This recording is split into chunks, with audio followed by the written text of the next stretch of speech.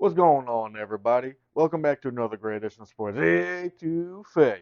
I'm your host, Logan Graffia, and on today's show, I will be sitting down with my good friend, Johann Castro, out of KVUE in Austin, Texas, to discuss all things Saints NFL draft because the draft is this Thursday.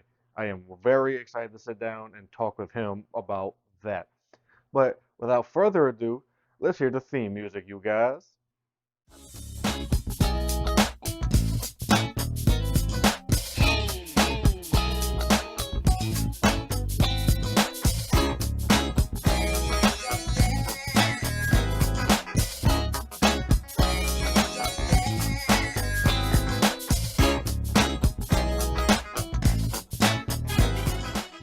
Okay, everybody, welcome back to Sports A2Fe. My guest today on the show is a dear friend of mine. We went to school together, we worked together at the Southeastern Channel for a little bit, and we've been friends ever since. My good friend, Johann Castro, out of Austin. He's working in Austin, Texas now at KVUE as a digital producer. We're here to talk draft today, and let's just get right into it. Johann, pick 14, very important that the Saints get this right. We've seen a lot of mocks where it's either Olo Fashanu, Talisi Fuaga, or Troy Fatanu, and this tackle class is so deep, so they kind of can't get it wrong, but they might get it wrong because it is the Saints, as we know. So, in your opinion, which of these tackles, or just what player in general, do you think they should go with at 14? Well, it is the three Fs, right? It's Fashanu, Fatanu, and Fuaga. I think it's got to be one of those three guys. Really, I think whichever. I think two of them are probably going to be off the board by the time they come up on 14. If not, I think it comes down to who fits the style that they want to run the most. And I say that because when you look at a guy like Fashanu, he's probably the best prospect overall of the three. Um, but he's also more, I don't want to say developmental, but there's a belief that year one he might have some bumps. When you look at a guy like Fatanu, he's talented, but he might have to transition inside to guard because his arms are a little shorter. He's still a great player. I don't think it would be a bad pick because the Saints honestly need a guard as well as a tackle. I think Fuaga fits what they want to do the most. If you look at the scouting report on him, he is widely projected to be the best run blocking tackle in this draft. And if you remember back in 2022 early 2023 when Dennis Allen, I don't know, whenever Dennis Allen was introduced, early 2022, yeah. He said, I want to build a running team. I want to build a physical team on offense. If they want to do that, they drafted Trevor Penning that year, right? He hasn't worked out, but his whole scouting profile was he's the best run blocking offensive lineman in that draft, right? So I think if he still wants to build that style of offense, I think Fuaga is probably their best bet. Now, of course, it's going to depend on is he still there at 14. Um, but I think he would fit the best in terms of what the Saints have stated they wanted to do. And if you look at what Clint Kubiak has done, right, in San Francisco, I know he didn't call plays. It was Kyle Shanahan's offense, but they were a power running attack, right? So you get the best run blocking offensive lineman. You can establish the run, be a physical team. I think that's what they're looking to do at 14. At the very least, they have to get an offensive lineman. I think that's if those three are off the board at 14, I think maybe look at trading back, maybe trying to get J.C. Latham in the late teens, but ultimately, I think it's one of those three guys. I can't argue with that. I mean, my personal preference is, of course, Olu Fashanu, the tackle out of Penn State, because in my opinion, if you ask me, Ryan Ramchek's probably done. I think I he's done. I think he should retire. I mean, when I was hearing whispers of it in January, I was hearing things behind closed doors. I'm like, well, if that's the case with his knee, then he should probably retire. He's pushing 30. He's not even 30 yet, and he's already having knee issues. But moving along, let's get to pick 45. Receiver has been told it's a need. Now, if you ask me, I do think it's a need because I agree it's a need. Which of these receivers, or just what position? It doesn't even have to be a receiver from your perspective, but where should they go with pick 45? Receiver, defensive end, or should they just double up on offensive lineman? Because we've already talked about it. This offensive line class is very deep. Well, I think, well, so from all of the, I guess, mocks that I've seen, it tends to be tackle round one, receiver or edge rusher round two. Uh, I think edge. I mean, look, they still have Isaiah Foskey. I know he didn't have a great rookie year. He was also hurt a lot. I think you could probably get away with not taking an edge that early. It's just going to depend on. I mean, the Saints love to take these athletic freaks as early as they possibly can. So it's really going to depend on if they just want to do that again, and they very well could. I could absolutely see them taking a Marshawn Kneeland at 45, even though he's probably more of a player that should be taken in the 60s. I digress on that. Receiver, I love Xavier Legette. I think he fits what the Saints like to do. He's an A.J. Brown-esque receiver. He's great after the catch. He's physical. I think he'd be an ideal replacement for Michael Thomas, but as I've stated in a couple of my mock drafts, this offensive line is in rough shape. Uh, if they went tackle guard in 1 and 2, I wouldn't hate it at all. In fact, I think that might be their best move at the moment, because when you look at the Saints historically, when they've had their best success, when Drew Brees had his best years, what was the theme? They had great offensive line play, right? In 2009 and in 2011, Carl Nixon, Jari Evans was the best guard combo in the league. Jari Evans, Jonathan Goodwin, Carl Nix was the best guard center combo in the league for about 5 seasons. Then you see in 2017, 2018, Armstead, Ramczyk, right? Andrews Pete, when he's been healthy, has been good. Cesar Ruiz has now gotten better over time. So I think ultimately it comes down to you have to build that offensive line, right? And I know I get a lot of heat when I say this because it's comparing them to the Falcons, but the Falcons did it a few years back. They took Caleb McGarry and Chris Lindstrom with their first 2 picks. Now they have one of the best offensive lines in the league, right? So you could build the best receiving core possible for Derek Carr. You got to protect him first, right? And a guy that I really like is Christian Mahogany, right? Going back to that theme of you want to build a physical team that can run the ball. Christian Mahogany, widely seen as the best run blocking offensive guard in this draft, right? Boston College ran a power run scheme. So let's say you get Fuaga and you get Mahogany. Well, all of a sudden you now might have the best 2 run blocking offensive linemen out of this class. So I mean, I wouldn't be mad if they took a receiver. It would depend on who they took, but I wouldn't be angry at it. I just really think the offensive line is in such dire straits at the moment. Pete is still unsigned for some reason. I don't understand that. But fixing the offensive line, I think, has to be priority number 1. And if they trade back into the 3rd round to take a receiver, maybe a Brendan Rice or someone like that, I wouldn't be angry at that. Can't argue with any of your points, Johan. I mean, the offensive line is in dire straits right now. It's awful. If you draft someone like Fuaga, I've been told he can slide into left guard if some type of way Pennon develops. So you'll have Fuaga and Pennon right there on that left side because left guard is in need. Right I think tackle is in Penning. need. I think in that case, Penning would more likely shift inside. I think that's what it's looking like with Penning. I don't think he's. I hate to say he doesn't look like he's built to be a tackle, but he hasn't really shown enough development in 2 years. I could be wrong. He could break through this year, but I'm guessing it would be Fuaga and then Penning on the inside. Either way, I guess you kind of can't go wrong. As long as Pennon develops, then we're kind of ahead of schedule with the offensive line. Well, you mentioned a lot of names at 45. The Saints don't have a 3rd round pick or a 4th round or round 4 pick. So they have 3 5th round picks, 2 6s, and 1 7. In a perfect world, you would like to see them trade into round 3 or round 4, which many believe that they're going to do because we know Mickey Loomis trades the farm just to trade up to get 1 pick. So someone in round 3 that you would think would be a perfect pick for the Saints, or even round 4. Well, in a perfect world, I don't I would not like to see them trade, honestly, unless they're trading back. I think they need bodies on this team, right? I mean, I think keep 14, keep 45.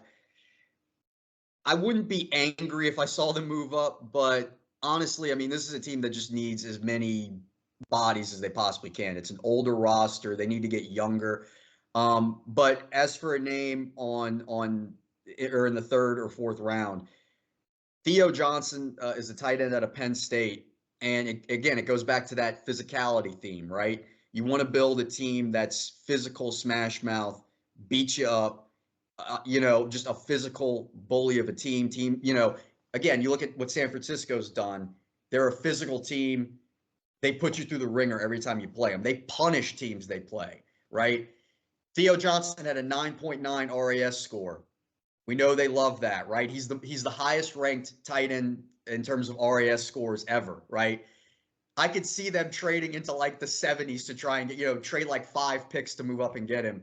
But also he's very raw, but he's a Jimmy Graham type, right? Jimmy Graham was taken in the late third round. He was a raw prospect. He had played basketball. I think he had played like 1 or 2 years of football.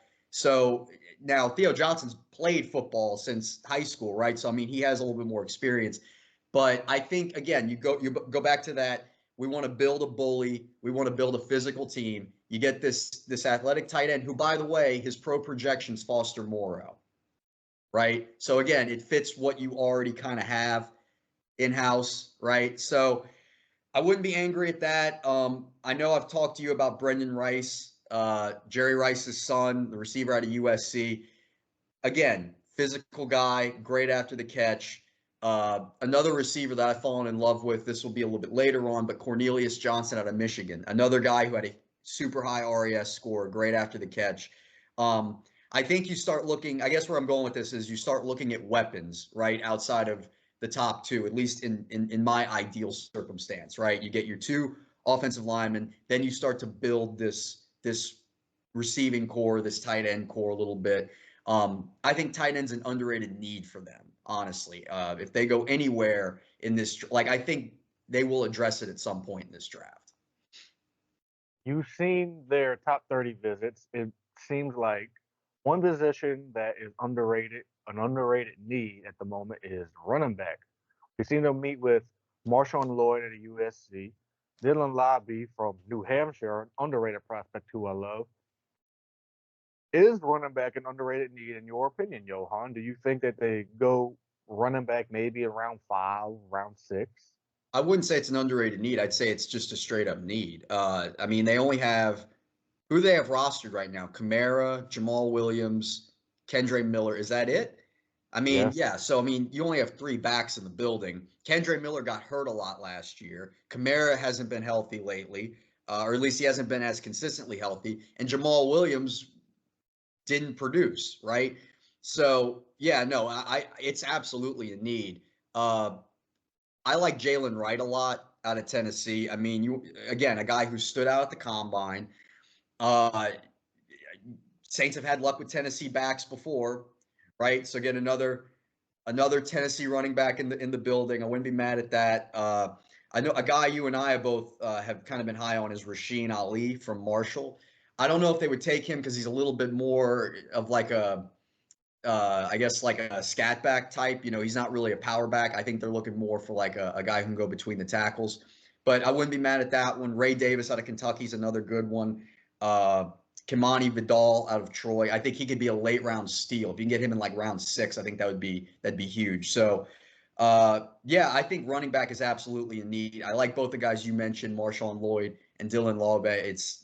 I think Dylan Johnson, another one out of Washington, could be taken, round 6 or round 7. So yeah, I think running back again across the whole offense. I think you could see them going in any direction. This needs to be an offensive draft for them. There's no question about it. You can splurge and get like a defensive back, a defensive end, or here and there, but I think they really need to attack offense here. They have 8 picks. I think like 5 of them, 6 of them need to be on offense. I agree. It does need to be an offensive heavy draft for the Saints because defensively we were okay, even though we have an older defense. But on Well, offense, they have younger pieces on defense. I mean, Demario Davis, Cam Jordan are the guys, but like again, they still have Foskey, who I think you got to give him one more year to see if he can grow. There's the secondary, you know, Alontae Taylor, Adebo, Jordan Howden. Those are all young guys, right? So like the defense is a little bit on the younger side, like in terms of depth pieces, right? They're still older in the starting lineup more or less, but they can afford to like they really need to get younger on offense though. I have to agree. I mean, it is time because Father Time catches up to you one of these days and is caught up to the Saints on offense. Because I mean, we've seen it the last couple of seasons with Pete Carmichael calling the offense. The offense just seems out of sorts and it's too old. Like you can't call a 1970s offense or 1980s offense in 2023. It just won't work. And the position that you talked about relatively just slightly in this conversation that we've had is edge rusher. It went from being a okay, they have to go edge rusher round one to they signed Chase Young. They're comfortable right now because of that. They feel like he's gonna progress well with his neck surgery. No worries. If they was worried, they probably wouldn't have signed him. But do you think that they should still draft an edge rusher maybe in the later rounds, or should they just still draft an edge rusher fairly high? They don't really have they don't really have the luxury of splurging on like you know a want pick here. Like again, we've addressed that they need to address the offense with those first two picks. You have two picks in the top 150. Like you need to fix some issues with those picks. Do I see them going edge rusher late? Probably because they always do. Um, One guy that I've noticed a little bit in mocks is Cedric Johnson from Ole Miss. Uh, Again, RAS score. He's got like I think he has a 9.8 RAS score, right? I mean it sounds goofy when I say it, but it's proven time and time again that is a deciding factor when they're taking guys. Um, like they probably do feel comfortable with edge rusher. They should feel comfortable with edge rusher. Chase Young has had some injuries, which is concerning, but I think ultimately they could get away with not addressing it until later. Um, like I said earlier, Marshawn Nealand at 45, that just screams Saints pick, doesn't it? Right? Like this developmental athletic freak from a tiny school who didn't really have huge numbers, but was dominant when he played a lot of times. That just sounds like a Saints pick, right? Um, Braylon Trice could be one maybe at 45, although he came in underweight at the combine and he's been slipping down draft boards. But again, he's one of those big athletic defensive ends. So who knows? Again, like I said, I'm of the opinion they need to address offense first and foremost. Edge rusher would be, you know, like a luxury pick if they find one that they like later on. I wouldn't be mad at it, but I really think they need to address offense first and foremost. As we get to the end, we've been talking a lot about offense. We talked a little bit about defense, but one position that many Saints fans would love us to draft, no matter if they sign Kellen Mond and Nathan Peterman, is Here we go. quarterback. Is there a chance in hell, Johan, that they maybe trade into the third round or fourth round for a quarterback that they like, in your opinion? I'd be shocked if they traded up for a quarterback. If they traded into the third or fourth round, it's because they're going for, like I said, they're going for one of those athletic freak defensive ends. They're going for a Theo Johnson type. They're going for a playmaker. That's my guess if they were to trade up. It looks like they're comfortable with letting Heener be number two this year. You know, Nathan Peterman is not going to compete for that job. Kellen Mond probably isn't going to compete for that job. Uh, so it looks to me as if they're comfortable saying we're going to let Hayner be number two this year. Um, God forbid if Derek Carr goes down, because I mean, look, all respect to Jake Hayner, I he looks very undersized to me, but you know, look, he made it to the NFL. He does throw a nice ball, but I think that looks like the way they're going to go. right? It appears that they're going to let him be number 2 behind Carr. Uh, I know you're a big Michael Pratt guy. If he's there in round 5, I doubt he'll be there in round 5. But if he is, why not, right? I mean, screw it. Let's see what happens. But it looks to me like they're gonna go with Hayner as number 2 this year. So I'd be shocked if they took a quarterback. That makes a lot of sense. I mean, once I seen the Kellen Mond signing, I was like, okay, they're not drafting a quarterback at all. There's 4 quarterback roster. I mean, maybe they bring one in as an undrafted free agent for rookie minicamp, as they always do. Well, it's normal. It's normal to have a guy come in during camp, but like having 4 quarterbacks during camp is standard. But yeah, they'll probably only keep Carr and Hayner, if I had to guess. I mean, we're way out, obviously. We'll see how Kellen Mond plays in the preseason, but yeah, my guess is going to be Carr and Hayner. I'd never thought in a million years we'd be saying Derek Carr and Jake Hayner are our quarterbacks, Johan, but Fresno State quarterback room, huh? Fresno State's go Bulldogs, right? Marshawn Nealon is a guy that you mentioned before as an edge rusher that they would like, but is there a gem in this draft? Doesn't have to be edge rusher. Is there just one gem that you can name me in this draft that you would love the Saints to take a look at? Oh man, I mean, there's always a chance. I mean, look, last year they got A.T. Perry, right? He was a gem. They got him in, he was projected, I think, to be like a 3rd or 4th round pick. They got him in the 6th round, right? Um, Cornelius Johnson, who I mentioned earlier from Michigan, he really fits what the Saints like to do, right? Physical guy, good after the catch, can be a possession receiver. I'm not saying he could turn into like a Marcus Colston type, but he's certainly someone who could come in, be wide receiver 4, and again, in maybe short, goal line situations, if you have like a 2 receiver set, him and A.T. Perry could be more the physical blocking type receivers in sets like that. Um, so I guess he'd be a gem because he's mocked to go. Like I think he's like the 195th ranked prospect, or according to Kuiper or something like that. So he's way down there. He's not going to be taken. He might go undrafted. Very good chance he goes undrafted. So I guess I'd say he's a gem. Uh, Outside of that, I mean, they have some really good tight ends that could go later, that could be contributors. One guy I really like is Dallin Holker from Colorado State. Again, a good blocking tight end. He would need some development. He need quite a bit of development because he's not a really good pass catching tight end. At least it doesn't appear like he would be just at the NFL level. But again, you want to build a physical team, a physical roster. It helps to have guys like that, right? And Colorado State at times ran a very physical offense. When he was there under Steve Adazio, they ran a power heavy scheme, right? So I think Dallin Holker could be a good late round tight end. Yeah, it's hard. It's really hard to say gems because, as you know, with the draft, like once you get outside of round 3, you're throwing darts at a board here. You're hoping that you find. It's a lot of guys that you haven't even heard of a lot. In a lot of cases, but you're just hoping that that you find someone. You find like a Marcus Colston, right? You find someone like that in those later rounds.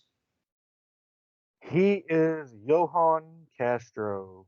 Johan, thank you for joining me on Sports Etouffee today. You was the only guest on the entire show today. I figured it is draft week. Why not just talk the draft? Because this is my favorite time of year. So I appreciate you Mine hopping. too. This is. I was talking with a friend of mine the other day. This is like because it's the intersection of pro and college, right? It's the only time when you ever see that. So no, I love the draft. I love the draft. I know you love the draft.